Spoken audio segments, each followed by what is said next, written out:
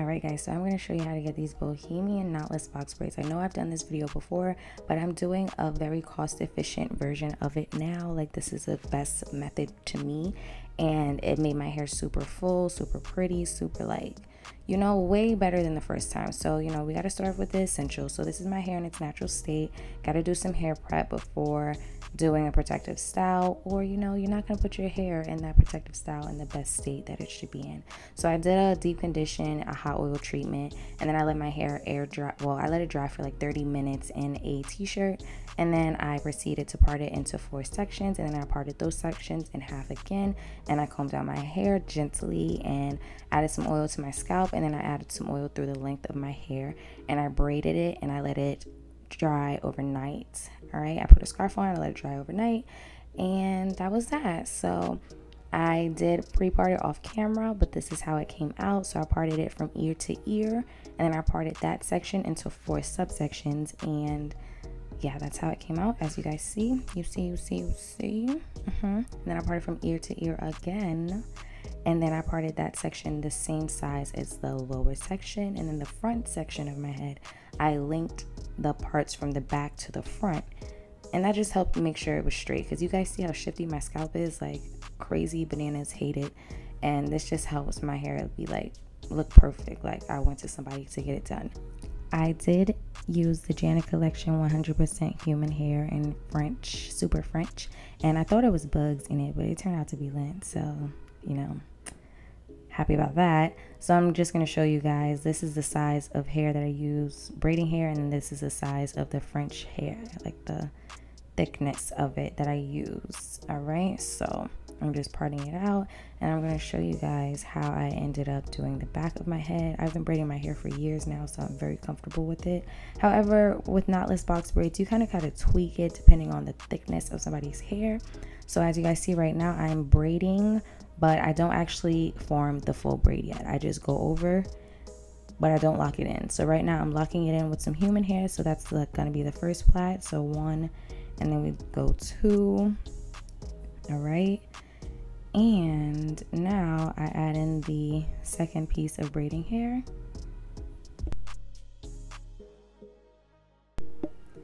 All right. And then I go over 2 times, and then I add in the third piece of braiding hair. All right. And that's how you get a very, very full and proportionate knotless box braid. All right, so I'm adding in that other piece. I'm going to show you guys this, I believe, 2 more times, and then I'm going to go on to show you guys how I braided the end of the braid. So whenever I braid my hair, I don't braid all the way to the bottom because I don't have enough patience for it, and it's just easier, you know. So I mean, to each his own, but that's how I do it. So I did flip the braid over so I could actually see it as I was braiding it, and I added in a curly piece of hair right now. All right, so you guys see I went down like a good amount, and then I add in the curly hair, and I go over 2 times, and then I separate it out. You want to make sure you're tucking your natural hair in as well as tucking in the blunt end of the curly hair to make sure that you don't have to go back and cut out too much hair, and just make it look real seamless, you know. So I pulled it up right there, and then I'm gonna proceed to braid. And you guys see right now I'm tucking in, you see that wiggly piece, that's my natural hair.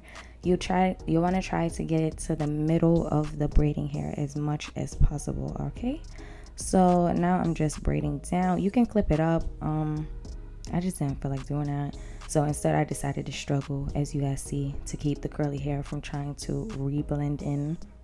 But yeah, I just braid down. So my method is I like to pull out a curly piece of hair on each side of the braid. So this piece I pulled out to the right, the next piece I'm going to pull out to the left, and that kind of allows it to cascade. So like once I get to the point where the curly piece is kind of coming close to the end of the braid, I end up adding in a curly piece of hair, if you get what I'm saying.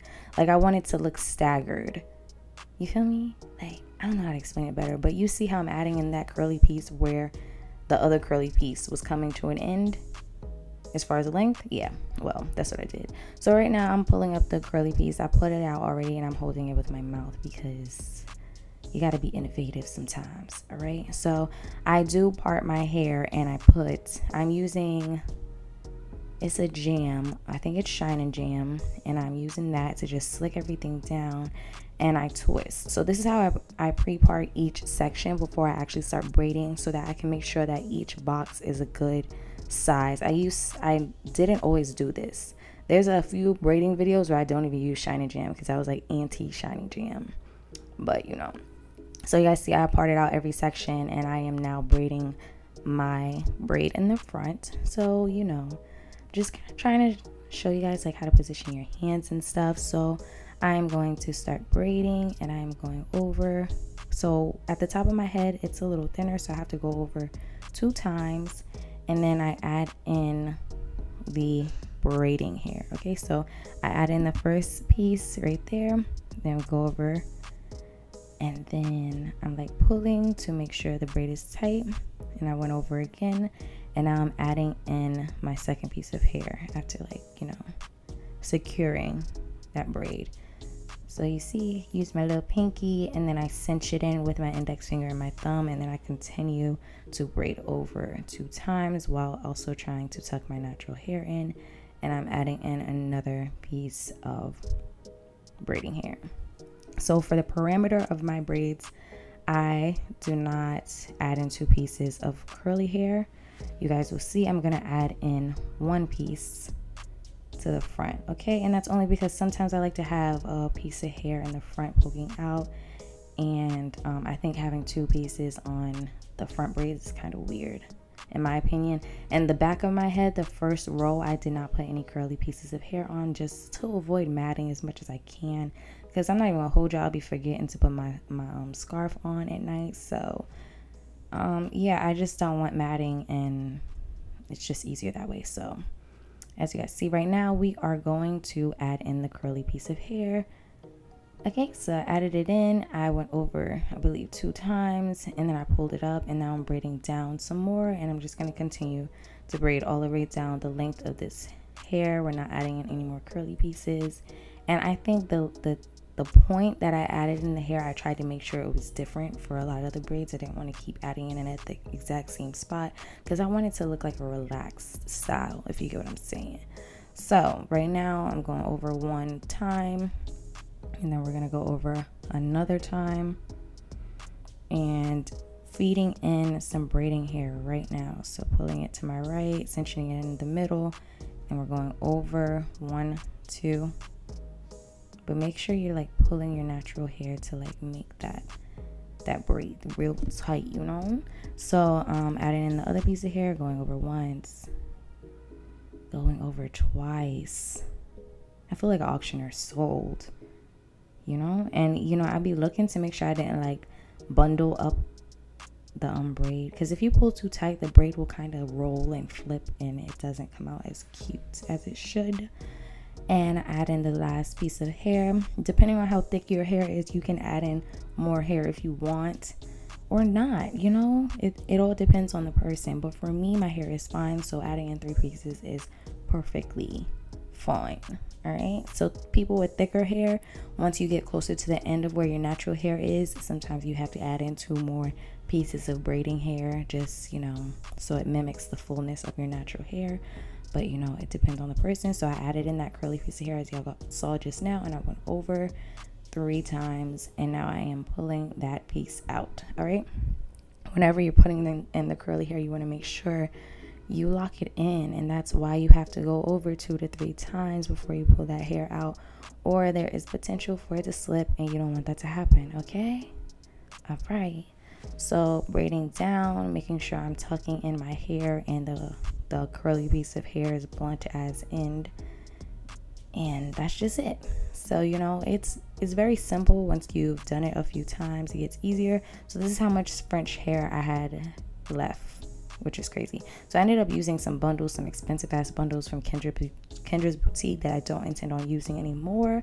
I do not suggest going this route. And then all right, so let me pause this right here and clarify, guys. I suggest that you buy 2 packs of the French bulk beauty hair from Janet collection that I showed in the beginning of this video. The reason I had to use alternative hair is because I didn't buy 2 packs like I should have done, because I wasn't aware of how much hair I was going to use. I didn't think it'd be this full. So In hindsight, I would suggest doing it that way just to save a little bit more money, because the bundles that I ended up using were very expensive. Although I do not intend to use them again, I would have not wanted to use them in this way had I had another option, if you get what I'm saying. I used some KDS hair glue, and you know, this is how it ended up once I actually finished everything. You know, all the way down to the ends. Y'all see real nice. So I'm gonna show you guys how I braided the end of my hair, okay, to make it look like the braid I just showed. Okay, so I braided down till I got really close to the end, and I added in a braiding hair right there, and I'm just adding it in as I did earlier up top. However, now I am not pulling the curly hair out. I'm just braiding until there is no more braiding hair left, if you get what I'm saying. So I'm braiding until the braiding hair has run out and it's only curly hair. Okay, so once I feed in all of the hair, I go and I try to put glue wherever I added it in, but it's kind of hard if you're like really good at braiding it in to see where you added in the braiding hair. So I just add some glue, 2 dots, because that's how many pieces of braiding hair I added. And you guys see I'm braiding until the braid gets really thin, and then I add in another dot of braiding hair, of glue, I'm so sorry, a dot of glue, and that just makes sure it stays together and it does not slip. In my other video, I did not do this step, and my crazy self went to Jamaica and the curly pieces was just slipping out, and that was a big mistake. If you're going on a tropical vacation, just in general, like, you want to make sure your hair lasts and make sure you're not leaving curly strands all over the place. Use glue at the end, all right? Just do it, please. So once again, I am adding in the hair. So this time I believe I sectioned out 3 pieces of curly hair.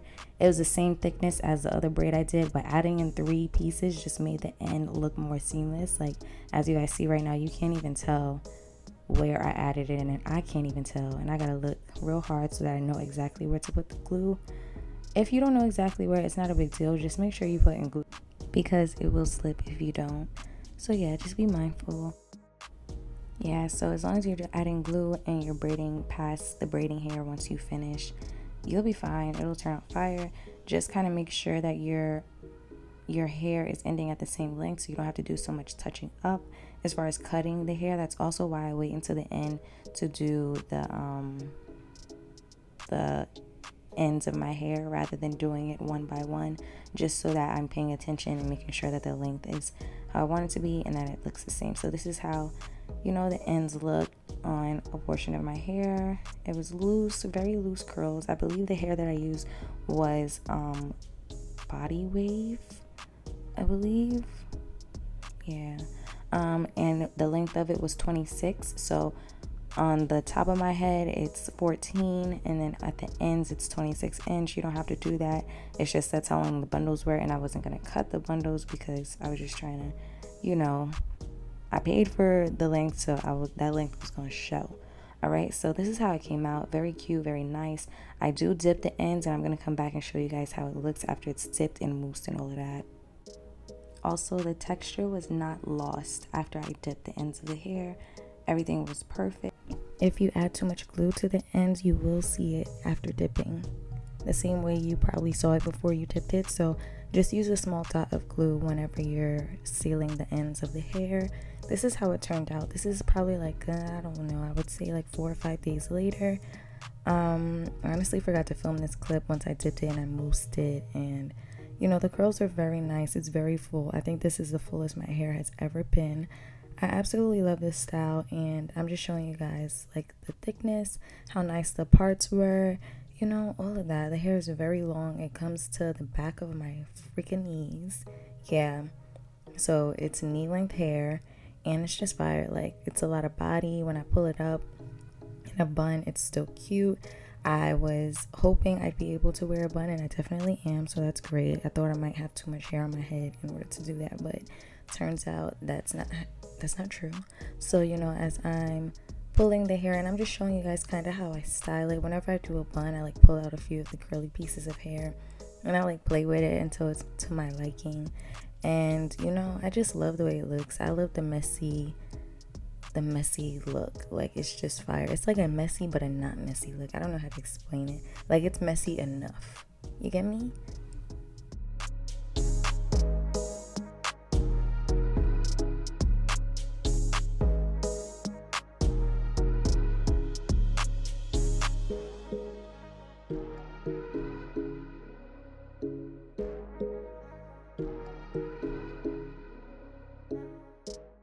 so I do end up pulling out a piece of hair from the front braid just to show you guys how I style a little more. Like, I like to pull that piece out and have it hang in the front, so that's why I like to add that piece in a little earlier when I'm braiding the hair so that I can do stuff like this. So, you know, it came out really cute. I love this style. It took me a while. I would say like a day and a half is how long it took me to do this, just because it was so tedious. I wanted it to be perfect. When I got tired, I actually like went to sleep, took a break, came back.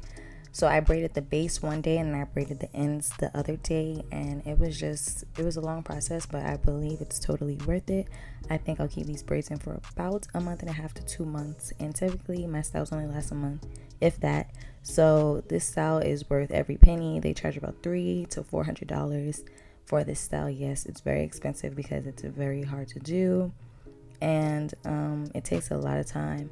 So yeah, I believe there's about 89 braids in my head. It does look a little fuzzy because I've been sleeping with a bun, but if I put mousse on it, it will lay right down. I don't really care too much about it looking perfect because to me it looks phenomenal. So that's it, you know. So I hope you guys enjoy this video. I appreciate you guys so much. Love you to the moon and back. I'm trying to get back in my groove and making my videos. Can't wait to see more of you guys. Like, comment, subscribe, share, you know, all of that. Help your girl out. And, you know, I appreciate everything you guys do. Love you so much. Thanks for watching this video. Bye.